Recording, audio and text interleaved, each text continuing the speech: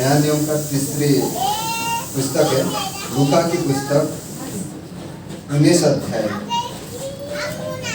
इसका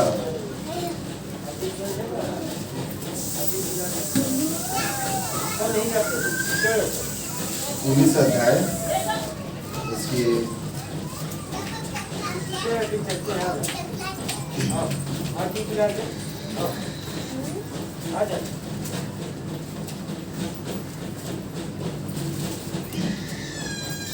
7, 8, 9 और 10 पढ़ेंगे।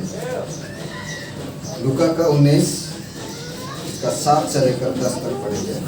और ऐसा लिखा है, ये देखकर सब लोग कुड़कुड़ा कर कहने लगे, वो तो एक पापी मनुष्य के यहाँ जा उतरा है। एवं जक्कई ने खड़े होकर प्रभु से कहा, हे प्रभु, देख, मैं अपनी आधी संपत्ति कंगालों को देता हूँ, और यदि किसी का कुछ भी अन्याय करके ले लिया है तो उससे 4 गुना फेर देता हूँ। 9वीं पंक्ति, तो यीशु ने उससे कहा, आज इस घर में उद्धार आया है, इसलिए कि ये भी इब्राहिम का एक पुत्र है।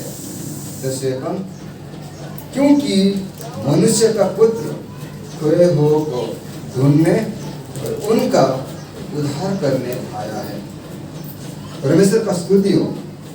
मैं आपके समूह में जो वचन रखना चाहता हूँ, जिस विषय आपके समूह में रखना चाहता हूँ, वो है दया फर्क लाती है। क्या लाता है? दया फर्क लाता है। ठीक है, तो इस जो पंक्ति मैंने पढ़ा आपके सम्मुख में, उसका वर्णन करने से पहले, आपके सम्मुख रखने से पहले, इस सारे जो घटना है उसके बारे में आपके सम्मुख में रखना चाहता हूँ। एक व्यक्ति था, उनका नाम यक्काया। क्या है? यक्काया करके, जक्काया करके नाम है उनका। और वो व्यक्ति था, और वो कहाँ पे रहता था? जेरिको। उस जगह का जिस नगर में रहता था, उस नगर का नाम था क्या? जेरिको। उस नगर में रहता था। और जो व्यक्ति था उनका नाम है जक्काया। और देखने में कैसा था? बहुत हाइट या चौड़ा, ऐसा ताकतवर वैसा नहीं था। वो देखने में नाटा था। कैसा था? वो नाटा था, लेकिन एक बहुत बड़ा काम करता था। क्या काम करता था? चुंगी लेता था, मतलब टैक्स कलेक्टर था। क्या था? वो एक टैक्स कलेक्टर था, चुंगी लेने वाला था। और वचन कहता है, अगर आप 2 पंक्ति पढ़ोगे, 1 और 2 पंक्ति में ऐसा लिखा है कि वो चुंगी लेने वाला का सरदार, मतलब मेन टैक्स कलेक्टर है ना, मुखिया के तौर पर वो काम करता। जो टैक्स कलेक्टर का मेन काम पदवी था, है ना, काम करने वाला। वो कैसा था? धनी था। उस समय में जो रोमन एम्पायर, जो रोमन साम्राज्य चलता था, उसके अंडर में यह काम करता था। कौन काम करता था? जक्काया काम करता था। और वो चुंगी लेता था, और उसका प्रधान था। और बाइबल बताते कि वो धनी था। पता है, उस समय में जो कोई टैक्स लेते थे, उनकी लोग नफरत करते थे। क्या करते थे लोग? उनको प्रेम करते थे क्या? नहीं, उनको नफरत करते थे। क्यों? क्योंकि जब रोमन सरकार जब उनको कहता था कि भाई तुम लोगों से सिर्फ 10% क्या लेना है? टैक्स लेना है, चुंगी लेना है। तुम्हें सिर्फ कितना? 10% लेना है। मान लीजिए कि 10 रुपया लेना है, ठीक है, या तो 20% जो सरकार को देना है वो तुम्हें लेना है। लेकिन ये चुंगी लेने वाला क्या करते थे? अपनी फायदा के लिए उन लोग ज़्यादा ले लेते थे। हो सकता है उन लोग 20% लेते थे, उनको 20 का जगह में लोग 40 लेते थे, या तो 50 लेते थे। वो उनका ऊपर रहता था। इसीलिए लोग क्या करते थे? उनकी आदर की वजह, उनको प्रेम की वजह क्या करते थे? नफरत करते थे। और ऐसा होता है कि, और एक दिन क्या होता है कि ये जक्काया टैक्स तो लेता था, प्रधान था, और बहुत धनी हो गया था। लेकिन उसका मन में एक ख्याल था, उसके मन में एक क्या बोलते हैं, एक इच्छा था कि मैं एक व्यक्ति को देखूं, क्योंकि एक व्यक्ति का नाम वो सुनता था कि एक व्यक्ति जो है वो सारी इजराइल में, वो जो जिस विषय का बारे में आपके सम्मुख में रख रहा हूँ, और जो जेरिको था वो इस्राएल का एक नगर था, ठीक है। इस्राएल देश में एक नगर था, उनका नाम है जेरिको, ठीक है। इसका बारे में बता रहा हूँ। तो इसी समय में यीशु मसीह का नाम प्रकट हुआ करता था, क्योंकि यीशु मसीह इतने लोग 5,000 लोगों को खिलाया था। वो सुना था कि किसी का वो लेंगड़ा को चलने दिया था, और वो जो देख नहीं पाता था उनको आंखों देता था, बीमारी को चंगा करता था, जो मरे हुए लोगों को जिलाया था। ये सारे विषय किसने सुना था? जक्कई ने सुना था। और उसका मन में ऐसा ख्याल था कि मैं उसी व्यक्ति को देखना चाहता हूँ, वो दिखने में कैसा है। वो कहता है कि लोग को बहुत प्रेम करता है। मैं सुनता हूँ कि वो तो पापियों को बहुत प्रेम करता है, लेकिन मुझे तो सारे लोग नफरत करते हैं। क्या वो मुझे कैसा है? वो व्यक्ति दिखने में कैसा होगा? मेरे जैसे लोगों को बहुत प्रेम करता है, वो कैसा होगा? उसका मन में बहुत क्या था? इच्छा था, ख्वाहिश था कि मैं वो व्यक्ति को देखूं। और एक दिन उसका इच्छा को, उसकी जो ख्याल को पूरी करने के लिए यीशु मसीह वचन कहता है कि वो सर्वज्ञ है, सबका मन जानने वाला परमेश्वर है वो। और एक दिन वो समय आता है और यीशु मसीह क्या होता है कि जेरूशलेम जा रहे थे, और उसी जेरिको होकर वो जाने वाले थे। और जबकि को सुनने को मिला कि यीशु मसीह आज जिसको मैं दिखना चाहता हूँ, वो व्यक्ति इस रास्ता में जाने वाले हैं। दिखने का तो उसका बहुत मन था, लेकिन एक रुकावट उसका बीच में आया। क्यों? क्या था वो बाधा? क्या था उस रुकावट? क्या था? क्योंकि वो नाटा था, और लोगों सब हाइट थे, बहुत ऊंचे थे और नाटा था। उस समय में कैसा देखूं, इतना भीड़ है, क्योंकि उसी समय में यीशु का आगे पीछे बहुत, अगर बच्चन में पढ़ोगे ऐसा बच्चन कहता है कि यीशु मसीह जब जाते थे उसका पीछे बहुत सारे लोग, बहुत सारी भीड़ उनका पीछे चलते थे। मान लीजिए कि अगर 5,000 लोगों को खिलाया तो कितने बड़े झुंड उनका पीछे चलता होगा, है या नहीं? ऐसा बच्चन कहता है, कोई रोटी खाने के लिए, कोई तो चंगा देखने के लिए उसका पीछे चलते थे। तो जब कोशिश किया कि जिसको मैं दिखना चाहता, जब यीशु मसीह को देखने के लिए कोशिश किया, तो वो दिखता है कि इतना बड़ा झुंड है, मैं कैसा देखूं। और एक क्या बोलते हैं, एक प्लान किया। वो क्या किया? ठीक है, मैं देख नहीं पा रहा हूँ, अभी मैं क्या करूँगा? ठीक है, यीशु मसीह इस रास्ते में जाएंगे ना, मैं क्या करूँगा? अभी एक उसी समय में एक रास्ता के किनारे एक पेड़ था, अंजीर का पेड़ था, और वहाँ पर चढ़ गया। और वहाँ पर चढ़कर वो इंतज़ार कर रहे, ठहरा है कि जब यीशु मसीह जाऊँगा, कम से कम उसके साथ तो मुलाकात तो नहीं कर पाऊँगा, लेकिन कम से कम उनको तो देख लूँगा ना कैसा है करके। और जैसा जक्कई ने वहाँ पर चढ़ गया, पेड़ के ऊपर चढ़ के, और इंतज़ार किया है यीशु मसीह जाएगा, ठीक है, मैं उनको देख लूँगा वो कैसा है दिखने में। और ऐसे इंतज़ार करते करते यीशु मसीह उसी साइड में गुजरते। जब यीशु मसीह उस पेड़ के पास आता है, और यीशु मसीह उसका ख्याल को, उसी इच्छा को जान पाते हैं, और यीशु मसीह उसका पास आता है, उसी पेड़ के नीचे आते हैं, और यीशु मसीह जान लेता है कि जक्कई मुझे ढूंढ रहा है, जक्कई ने मुझे ढूंढ रहे और मुझे चाहता है दिखने के लिए। और यीशु मसीह उसका नीचे आता है, उस पेड़ का नीचे, और क्या कहता है? वचन कहता है कि जब यीशु मसीह उस पेड़ के नीचे आते हैं और जक्कई को देखा, और प्रेम, एक प्रकार प्रेम की हृदय से, स्नेह के भाव से वो क्या करते हैं? जक्कई को देखता है। लोग ने जक्कई को नफरत करते थे, क्यों? क्योंकि वो चुंगी लेता था, लेकिन यीशु मसीह उसको प्रेम करता है और उनको बुलाता है। जक्कई क्या लिखता है जी? 6 में अगर देखोगे, वहाँ पर 5 और 6 में लिखा है कि अभी वो नहीं कहता है, जक्कई मैं तुझे नहीं चाहता हूँ क्योंकि तू बहुत चुंगी लेता है, तुझे 20 रुपये बुलाया गया तो तू तो 100 रुपये ले रहा है, तू बहुत धोखेबाज है, तुझे मैं दिखना नहीं, तुम मुझे दिखना चाहते थे, मैं तुझे नहीं चाहता हूँ, तू ऊपर क्यों चले जाए यहाँ से, ऐसा नहीं कहता है। लेकिन यीशु मसीह कहता है, हे जक्कई उतर आ, क्योंकि आज मैं क्या करना है? आज मैं तेरा में घर में रहने वाला हूँ। Praise God, hallelujah. परमेश्वर यीशु मसीह ने उनको बुलाता है और जो क्या सोचता है कि मैं तो सिर्फ दिखना चाहता था, लेकिन यीशु मसीह आज यीशु मेरा घर में रहना चाहते हैं, वो बहुत खुश हो जाते हैं। और जक्का क्या करते हैं, हमने नीचे पंक्ति में पढ़ा, जैसे 7वीं और 8वीं पंक्ति में जब यीशु मसीह जब जक्का ने उतर गया और इतना खुशी से भर गया कि अपनी खुशी से यीशु मसीह को अपने घर लेके जाता है और यीशु मसीह को देखता है और अपने सारे पापों उनको याद आ जाता है। और वे क्या करते हैं, और तब जक्का ने एक डिसीजन लेता है, मैंने पाप किया था, लेकिन ये एक भविष्य बकता है, इसको प्रभु कहता है कोई कोई, और आज वो मेरा घर आ गया। और उनको सारी पाप, जब यीशु मसीह को देखता है सारे पाप उसको याद आ जाता है, तो वो क्या करता है, क्या निर्णय लेता है, 8वीं पंक्ति करता है। तो जक्का ने खड़ा होकर कहता है कि हे प्रभु, मैं क्या करूँगा, मेरा सारे संपत्ति के आधे भाग जो हाफ है उसको मैं किसको दे दूंगा, कांगाल को दे दूंगा।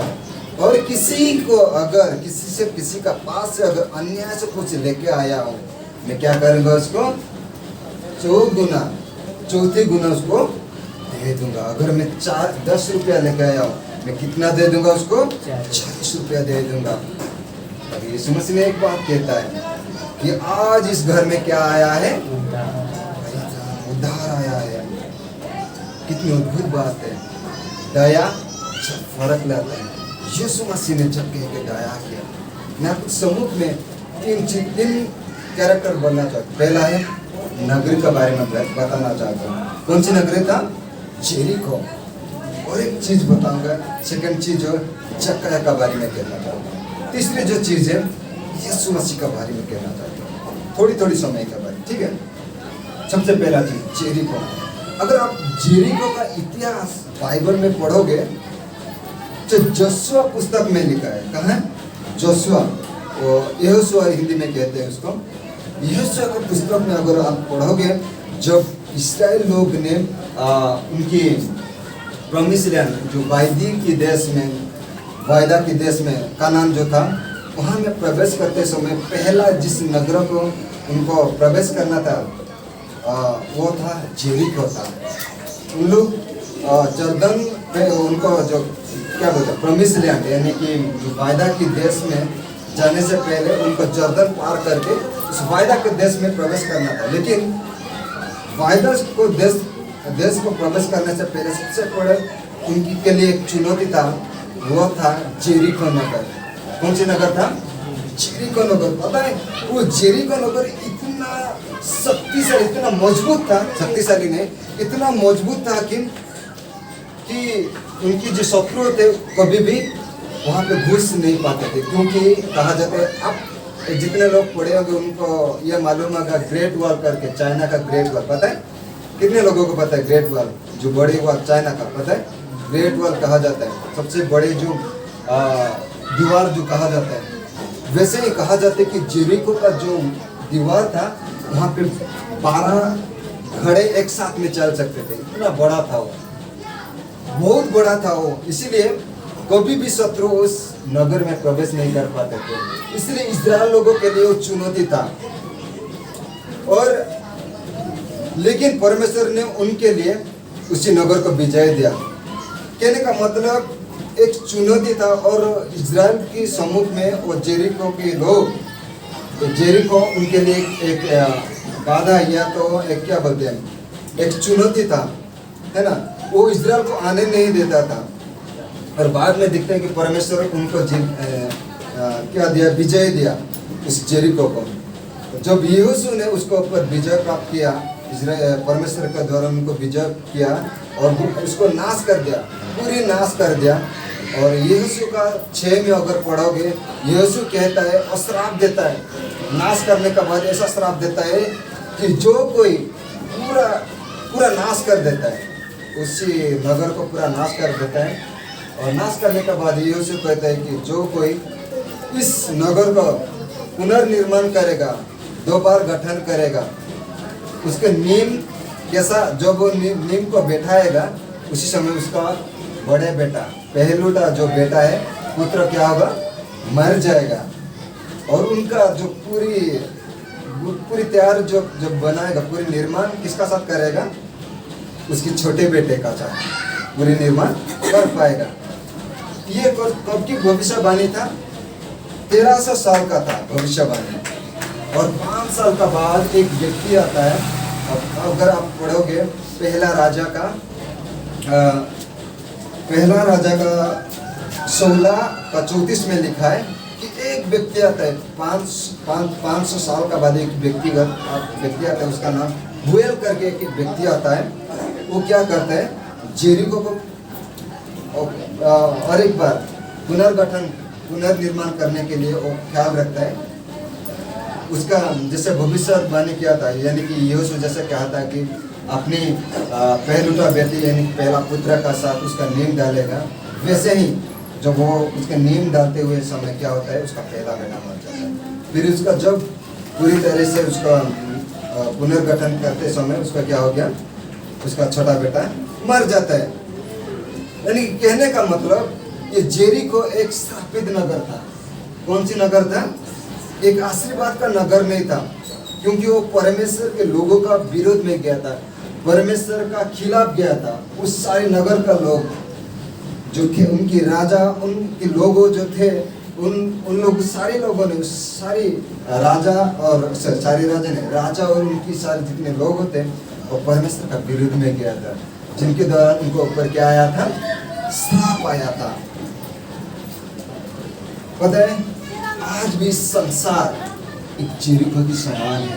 क्या है? आज ये संसार सत्यता का विरोध में आता है। आज संसार के लोग, जब यीशु मसीह का नाम प्रचार किया जाता है, लोग क्या कहते हैं पता है?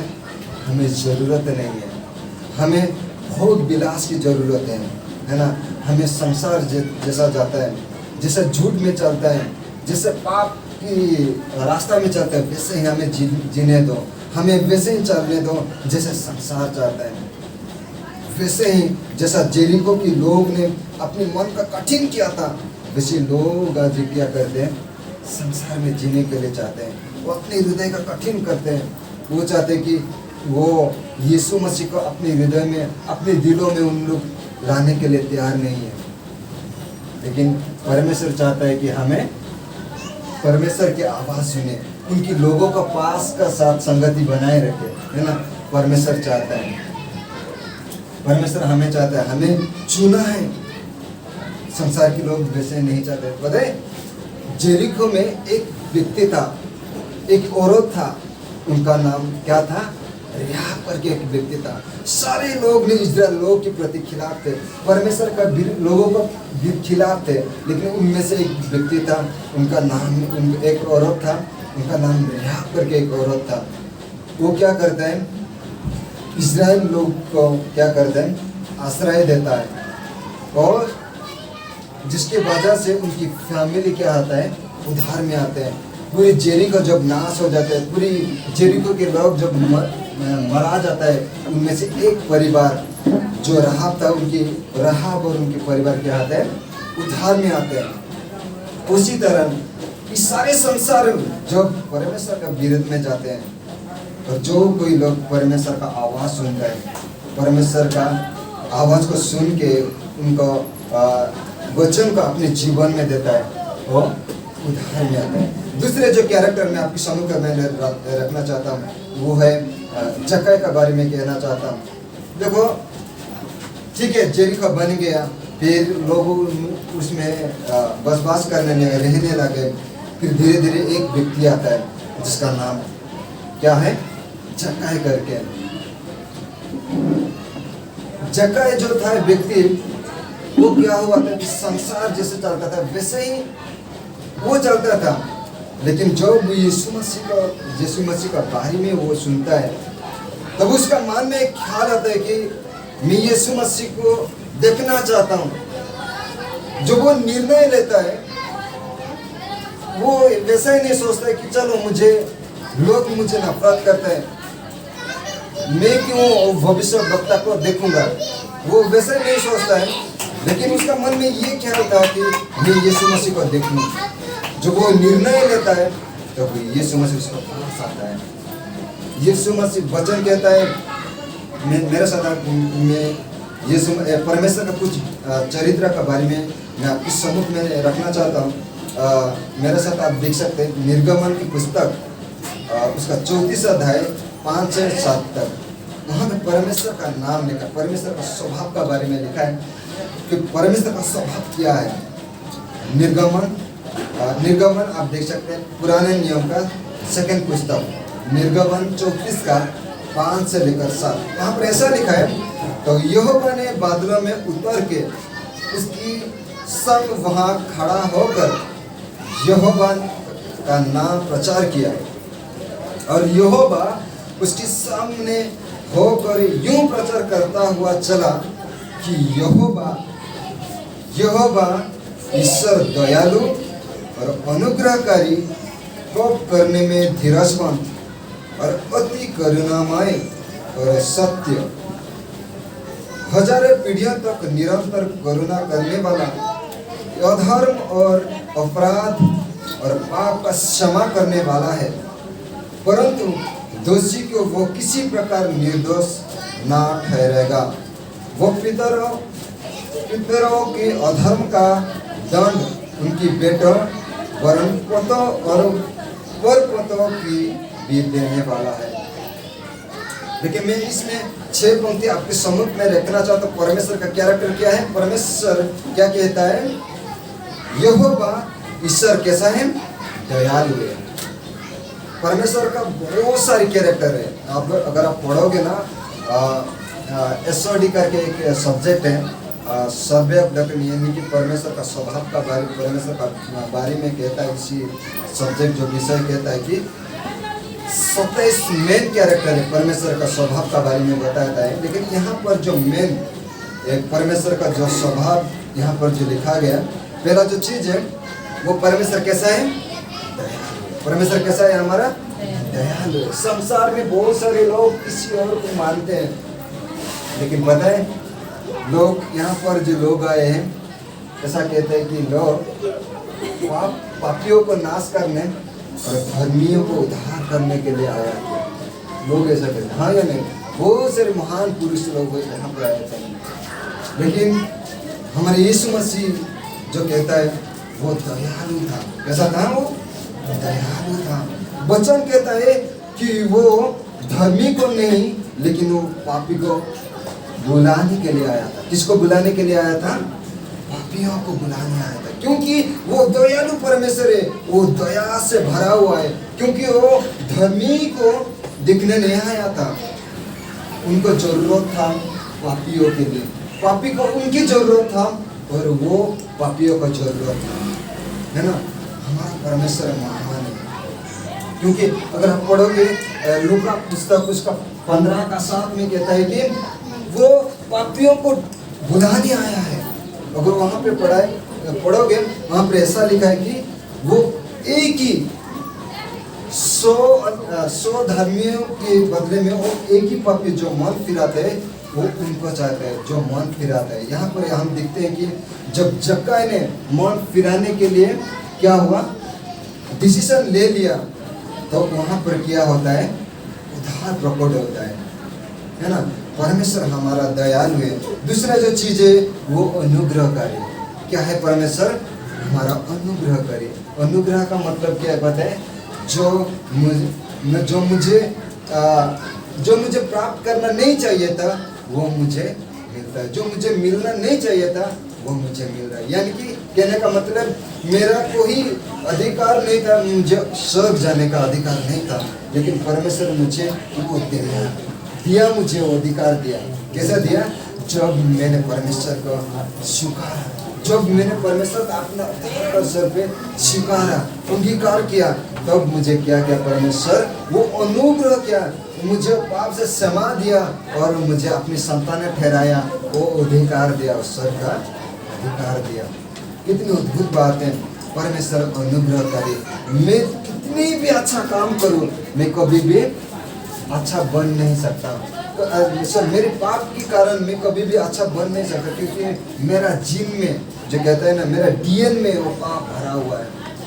मुझे एक सहारा की जरूरत है, वो है परमेश्वर का सहारा की जरूरत है। उसके अनुग्रह मुझे जो पाप से मुझे छुटकारा दे सकते हैं, उनके अनुग्रह मुझे नरक के दंड से क्या कर सकते हैं, बचा सकते हैं। इसलिए परमेश्वर का एक नाम है वो अनुग्रहकारी।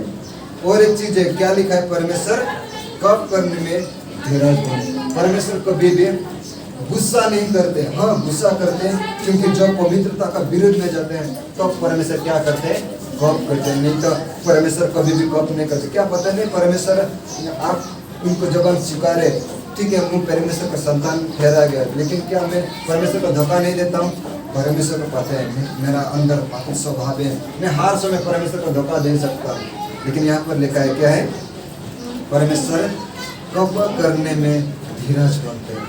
परमेश्वर धीरजबंद परमेश्वर है।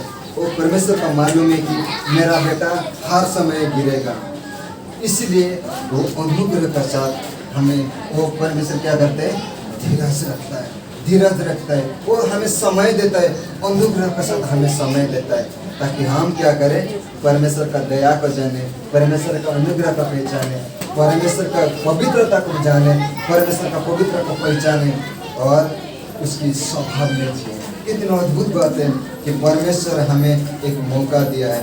परमेश्वर हमें क्या करते हैं, हजारों पीढ़ियों तक निरंतर करुणा करने वाला, हजारों पीढ़ियों पर जो फेथफुली विश्वस्तता का साथ, परमेश्वर का साथ चलने के लिए, परमेश्वर का पीछे हो लेने के लिए जो डिसीजन ले लिया है ना।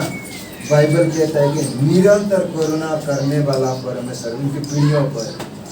आप मर भी जाओगे, अपनी संतान को, उनकी संतान को, उनकी जो बोलते हैं ना ग्रैंडसन, जो बोले पोतियों, उनकी संतानों को भी वो क्या करेगा, करुणा करेगा। परमेश्वर ऐसा हमारा महान परमेश्वर है, करुणामय परमेश्वर है, महान परमेश्वर है। परमेश्वर का स्वभाव बहुत अनोखा है। ऐसा संसार में कोई ऐसा व्यक्ति नहीं है जो परमेश्वर का समान हो सकता है। हमारा परमेश्वर यीशु मसीह जो है बहुत अद्भुत परमेश्वर है।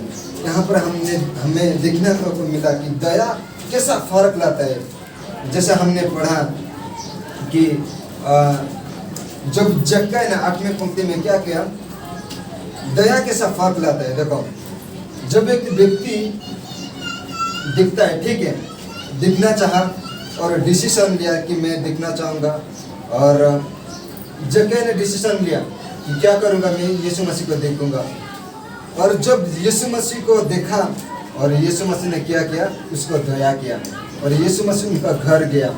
और जब यीशु मसीह उनके घर गया, तब जक्का ने यीशु मसीह को क्या सा देख लिया कि वो सडनली डिसीजन लेता है कि छोड़, चलो आज मैं क्या करता हूँ, मेरा सारे पाप को क्या करता हूँ, मैं छोड़ देता हूँ। ऐसा क्या वजह था? मैं एक पंक्ति आपके सम्मुख में पढ़ना चाहता हूँ। वो है भजन संगीता 90 का 8वीं पंक्ति। भजन संगीता 90 का 8, 90 का 8। उसमें ऐसा लिखा है, तूने हमारे अधर्म के कामों से अपनी सम्मुख और हमारे छिपे हुए पापों को अपने मुख की ज्योति में रखा है। और एक बार पढ़ता हूँ, तूने हमारे अधर्म के कामों से अपनी सम्मुख और हमारे छिपे हुए पापों को अपने मुख के ज्योति में रखा है। जानते ऐसा क्या बाजा किया था कि जक्का ने यीशु मसीह को क्या सा देख लिया कि अचानक उसका मन में ऐसा आ गया कि चलो मैं मेरा जितना पाप है मैं उनको त्याग दूंगा। वजह यह था कि जब यीशु मसीह को जब देखा ना, उनके सारे पाप उसको याद आ जाता है। और जब यीशु मसीह को देखा तो अपने पाप को छोड़ने के लिए वो मजबूर हो गया। बाइबल कहता है कि याकूब 3 में कहता है कि वचन क्या है, वो आईना के समान है। जब हम वचन के पढ़ते हैं ना, तो वचन हमें हमारे सारे जितने पापों हमें याद दिलाता है, ताकि हम क्या करें, इस वचन के माध्यम से हमारे पाप को हम छोड़ सकें। क्योंकि वचन क्या, जब हम आईना को देखते हैं क्या आप आपके अंदर जब एक दाग रहता है, कोई भी काला दाग या कुछ भी दाग जाते हैं, जब आप आईना को देखते हैं क्या आप साफ नहीं करते? क्या आप ऐसे ही छोड़ देते हो? क्या छोड़ दो, ऐसे ही रहने दो? क्या आप ऐसे कहते हो? नहीं ना। जब आप आईने को देखते हो, क्यों? ताकि मेरा अंदर कुछ काला है, कुछ क्या चिन्ह है, क्या कुछ दाग है क्या, जिसको मैं क्या कर सकता हूँ, क्या कर सकूँ, उसको साफ कर सकता हूँ। वैसे ही जो कोई यीशु मसीह का पास आता है, जो कोई वचन को पढ़ता है, जो कोई वचन के ध्यान करता है, उसके अंदर क्या होता है? उसका पाप धुल जाता है। वो अपने पाप को देख सकता है। वो अपने वचन के द्वारा उस समय क्या होता है? पवित्र आत्मा को आपको सहायता करता है आपके पाप को छोड़ने के लिए। यहाँ पर क्या दिखते हैं हम? जब जगह नहीं यीशु मसीह को देखता है तो ऐसा मजबूर हो गया कि वो अपने पाप को छोड़ दिया। तो वो डिसीजन लिया कि मैं अपने क्या करूँगा, अपने सारे पाप को छोड़ दूंगा। सिर्फ डिसीजन नहीं लिया, वो एक्शन भी कर भी दिखा दिया, काम में भी दिखा दिया वो। तब यीशु मसीह क्या कहता है? आज इस घर में क्या हुआ है? उद्धार आया है। और 10 में ऐसा क्या कहता है? और तब यीशु मसीह क्या कहता है? एक घोषणा करते हैं, इसलिए कि ये भी अब्राहम का एक पुत्र है। जब वो उनके पाप छोड़ देता है तब यीशु मसीह क्या कहता है? इसीलिए ये भी अब्राहम के एक पुत्र है। अब्राहम के पुत्र कहने का मतलब क्या है? बताए, वचन कहता है जो कोई विश्वास करता है यीशु मसीह को, वो अब्राहम का संतान ठहरेगा। क्यों? क्योंकि अब्राहम ने ऐसा व्यक्ति था जो परमेश्वर का विश्वास नहीं करता था। जब परमेश्वर ने बुलाया और विश्वास के साथ परमेश्वर का पीछे हो लिया, अपनी सारी अपनी गोत्र, अपनी जाति, सब धर्म, सब कुछ त्याग दिया और परमेश्वर का पीछे हो लिया, जिसके आशीष के कारण कौन है? हम है। उनके विश्वास के कारण हम उनकी विश्वास के फल हम है। इसलिए यहाँ पर ऐसा कहता है, यीशु मसीह कहता है ये भी अब्राहम की संतान है, जो विश्वास के साथ यीशु मसीह का पास आते हैं, यीशु मसीह को विश्वास करता है और अपने पाप को त्याग देता है। यीशु मसीह उनको विश्वास की संतान कहता है। यीशु मसीह उनको क्या कहता है? अपनी संतान कहलाता है। और 10वीं पंक्ति में क्या कहता है यीशु मसीह? क्योंकि मनुष्य का पुत्र खोए हुए को ढूंढने और उनका उद्धार करने आया है। क्या लिखा है? क्योंकि मनुष्य का पुत्र कौन था? यीशु मसीह था। मनुष्य का पुत्र खोए हुए को ढूंढने और उनका उद्धार करने आया है।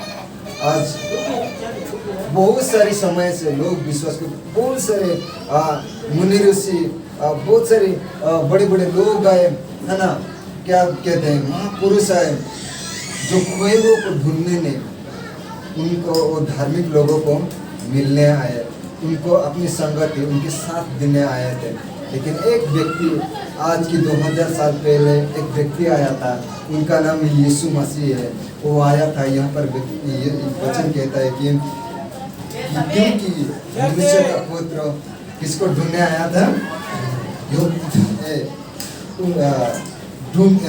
खोए हुए को ढूंढने और उनको उद्धार करने आया है। एक व्यक्ति आया था, उनका नाम है यीशु मसीह, जो खोए हुए लोगों को ढूंढने और उनको उद्धार करने आया था।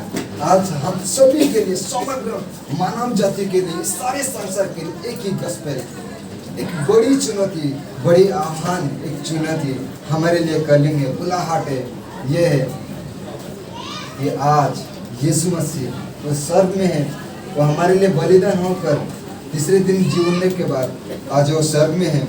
लेकिन आज हमारे लिए एक बुलाहट है, स्वर्गीय बुलाहट है कि यीशु मसीह के ऊपर विश्वास करो, क्योंकि यीशु मसीह हमें ढूंढने आया था और उद्धार का एक मार्ग दिखाया कि जो कोई यीशु मसीह के ऊपर विश्वास करेगा वो नाश ना होगा, परंतु क्या मिलेगा उसको? अनंत जीवन मिलेगा। कितनी अद्भुत बात है।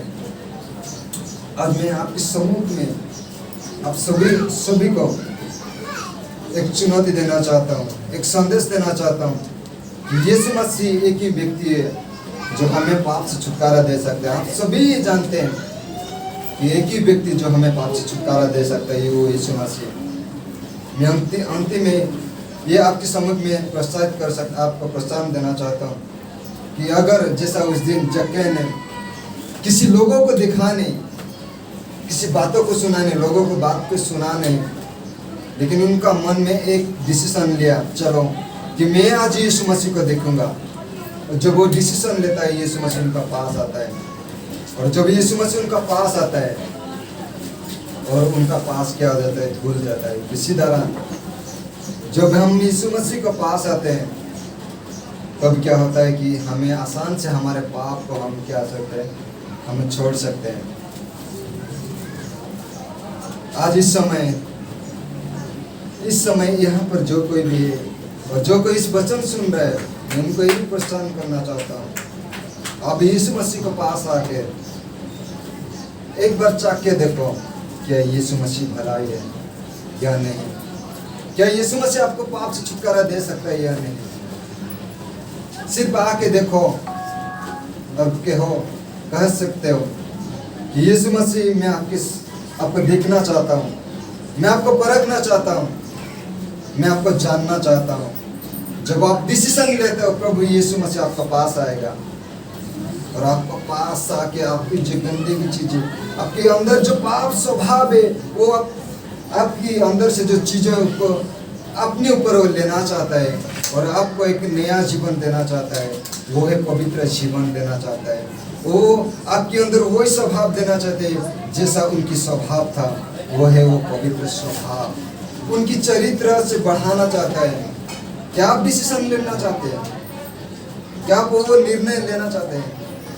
आप आंख बंद कर, आपकी सर झुकाकर आपके मन में प्रार्थना कर सकते हैं। हो सकता है आप मुंह खोल के भी आप जोर से पुकार नहीं सकते, लेकिन यीशु मसीह आपका पुकार का जानता है, आपकी मन का जानता है, आप क्या कहना चाहते हो यीशु मसीह जानता है।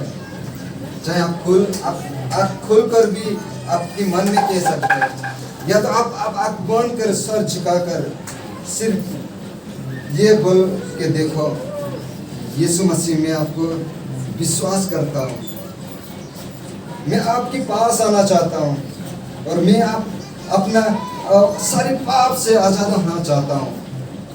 यीशु मसीह मेरा पास आओ, मैं आपके दिल में आपका स्वागत करता हूँ। आपकी एक ही डिसीजन, आपकी एक ही निर्णय आपकी जिंदगी बदल देगा।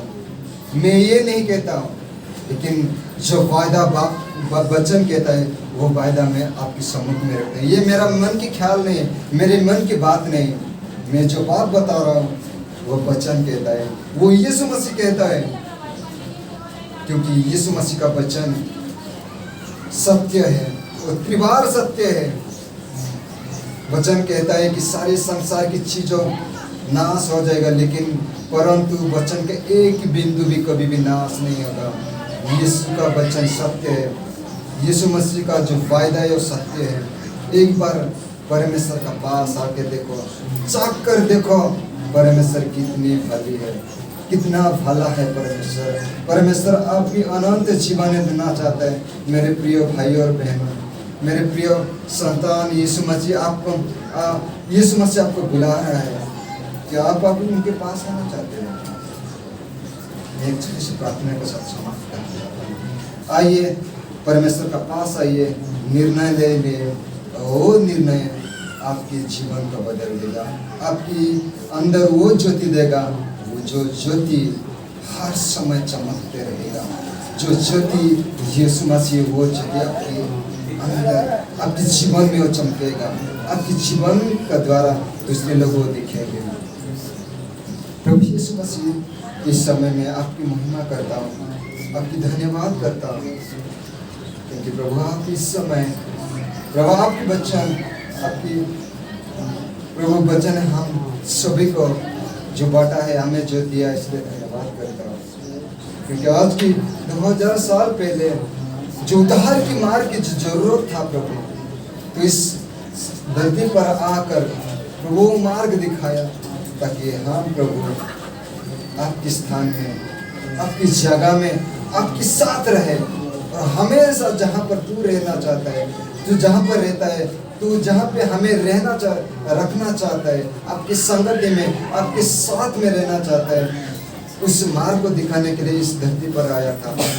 एक मार्ग दिखाया, एक सिद्ध मार्ग दिखाया, और हम जैसे पापी लोगों को प्रभु लाने आया था। इसलिए धन्यवाद करता हूँ, धन्यवाद देता हूँ प्रभु, आपकी जो बलिदान, आपके इस निस्वार्थ प्रेम के लिए, आपकी दया के लिए, आपके अनुग्रह के लिए प्रभु। तो आपकी महिमा को त्याग कर, अपनी सारी प्रभु जो महिमा गौरव त्याग कर, एक प्रभु निज जो प्रभु अपनी स्वभाव प्रभु जो एक रूप धारण किया, इसलिए धन्यवाद करता हूँ। तो मुझे सहायता कर, जैसे प्रभु मैं अपनी सारी घमंड, मेरा जो प्रभु जितने जो बुरे विचार है, उस सारी चीजों से प्रभु मैं आजाद हो सकूं। वो सिर्फ हो सकता है प्रभु जब तू मेरा हृदय में आएगा। प्रभु तू मुझे सहायता कर, वो निर्णय लेने में मुझे सहायता कर प्रभु। जो भी सारे संसार की जो चीजों मुझे रुक रहा है प्रभु, इससे मैं प्रार्थना करता हूँ प्रभु, आपके नाम से प्रभु। यहाँ पर जो कोई भी बैठा है, जो प्रभु जो बंधन में जकड़ा है प्रभु, जो कोई भी चीजों प्रभु की प्रभु रुक रहे हो, सारी चीजों के आपके नाम से प्रभु प्रार्थना करते, सारे बंधन आपके नाम से टूट गए। आप प्रार्थना करते प्रभु, सहायता कर, ताकि जीवन के अंतिम समय तक आपके साथ चल सके। ये वचन के लिए धन्यवाद का साथ प्रभु। आगे के समय तेरे हाथ में देता हूँ, और यहाँ पर जितने बैठे हुए सभी भाइयों और बहन और उनका लिए, और जितने भी बच्चे लोग के जीवन के लिए धन्यवाद का साथ, और उनके जीवन अपने हाथ में लेते हुए इस प्रार्थना यीशु मसीह का नाम से।